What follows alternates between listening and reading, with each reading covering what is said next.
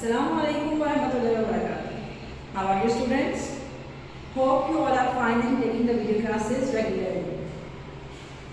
In our last lecture we have studied about energy changes and energy converters. Have you seen that video? Good. तो फिर जल्दी से मुझे इन questions के answers दीजिए. What is the law of conservation of energy? Good. Energy can neither be created nor destroyed but can change its form from one to another. What are energy converters? Good. The devices that can convert one form of energy to another is called an energy converter. Okay, name any device that can convert electrical energy into light and heat energy. Electric bulb. Excellent. Today we are going to start our next topic, that is transfer of energy in environment.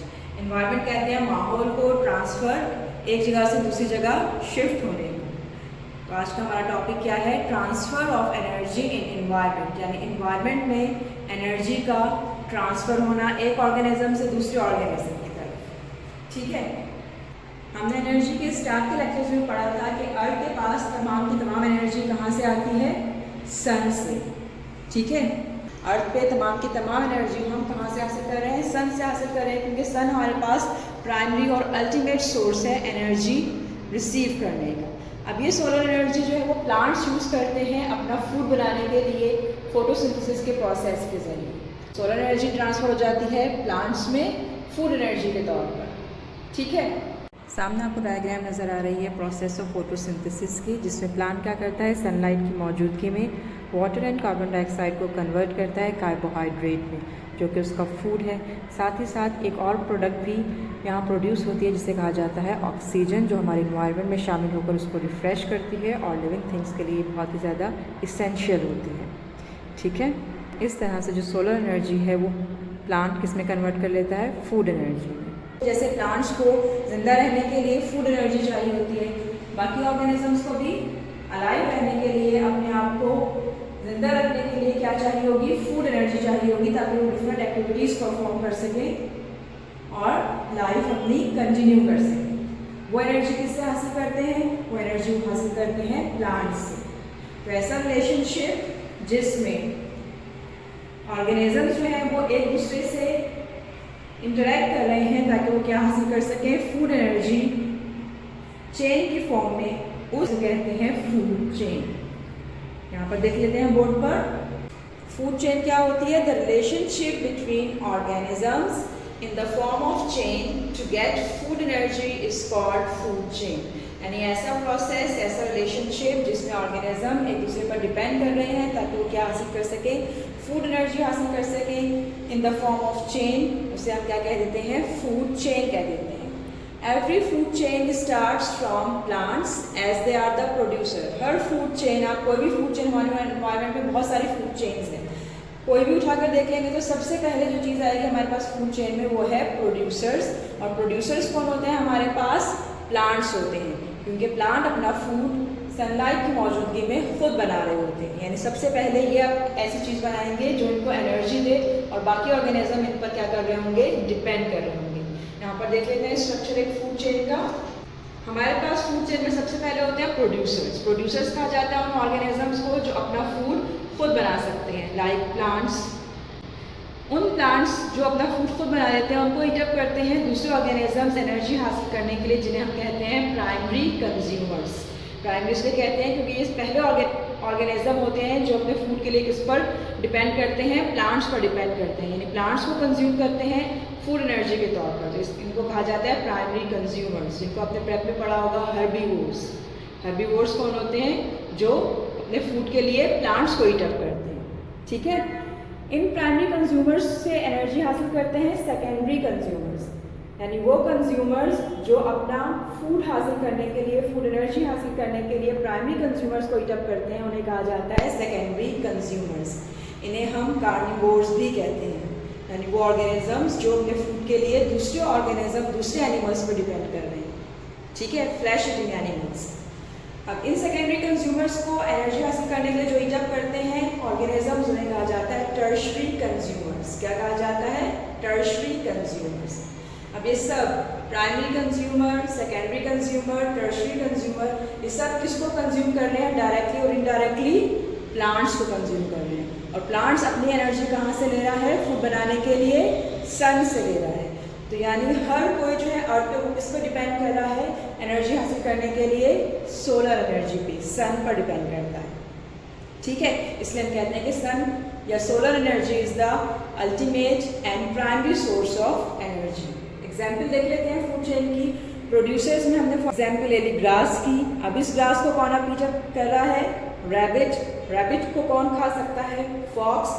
Fox को कौन ईटअप कर सकता है energy हासिल करने के लिए? Long. तो ये हमारी फूड चेन बन गई जिसमें क्या हो रही है? एनर्जी ट्रांसफर हो रही है। सोलर एनर्जी ट्रांसफर हो गई प्रोड्यूसर्स के पास यानी ग्रास में, प्रोड्यूसर से आई प्राइमरी कंज्यूमर्स में, देन सेकेंडरी, देन टर्शरी। इतना है सबको समझ में? इसको मजीद हम समझ लेते हैं इस एनर्जी पिरामिड डायग्राम के थ्रू।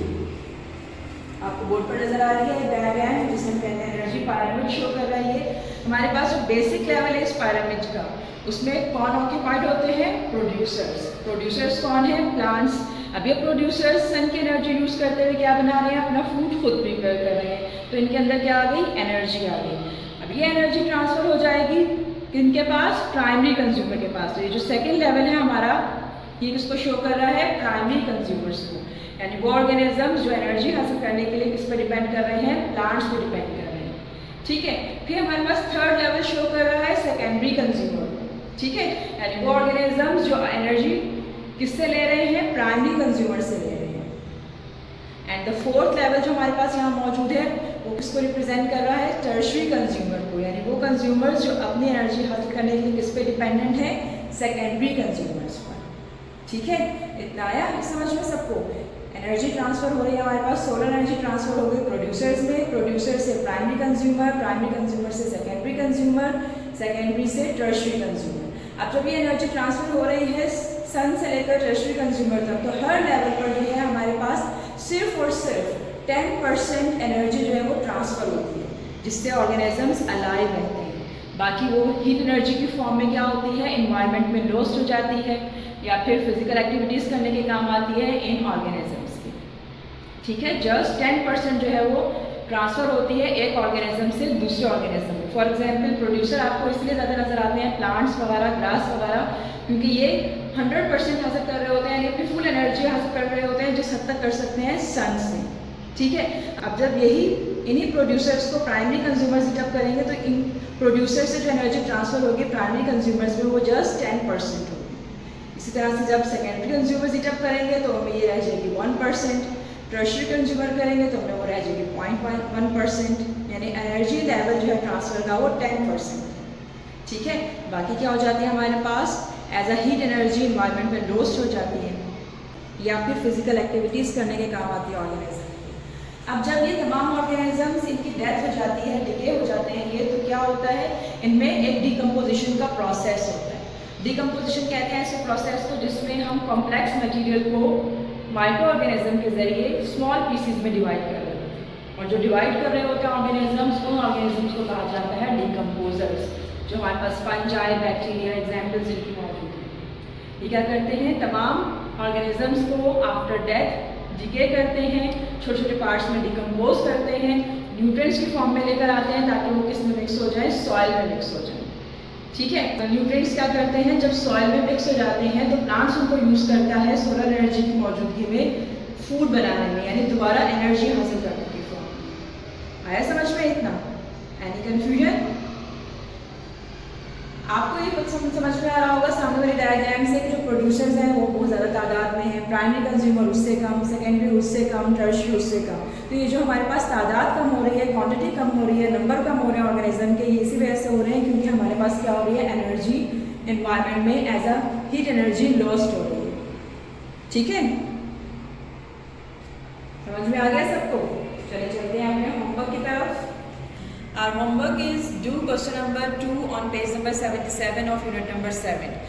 बुक पर पेज नंबर 77 पे क्वेश्चन नंबर 2 मौजूद है, हमें उसको सॉल्व करना है बुक पर ही। आइए देख लेते हैं कैसे करना है। पेज नंबर 77 निकाल लीजिए आप लोग बुक्स पर। क्वेश्चन नंबर 2 करना है हमें इसका। बुक पर काम पेंसिल से कीजिएगा, ठीक है। Question number 2 is fill in the blanks. Blanks fill करनी है आपको। पार्ट ए है इसका, all living things need dash to work and move. तमाम लिविंग थिंग्स को क्या चीज़ चाहिए होती है? काम करने के लिए और हरकत करने के लिए, ठीक है। अच्छी तरह से प्रीवियस लेक्चर्स को सुनिएगा, देखिएगा और उसको फिल करते जाइएगा। B part is plants use dash energy to make their food. Plants कौन सी एनर्जी यूज़ करते हैं ताकि वो क्या कर सकें? अपना फूड प्रिपेयर कर सकें। C fossil fuels release dash energy when they are burned. Fossil fuels कौन सी एनर्जी रिलीज करते हैं जब उनको जलाया जाता है। D dash provides energy for machines and engines to work. कौन प्रोवाइड करता है एनर्जी मशीन्स को ताकि उनके इंजन जो हैं वो काम कर सकें।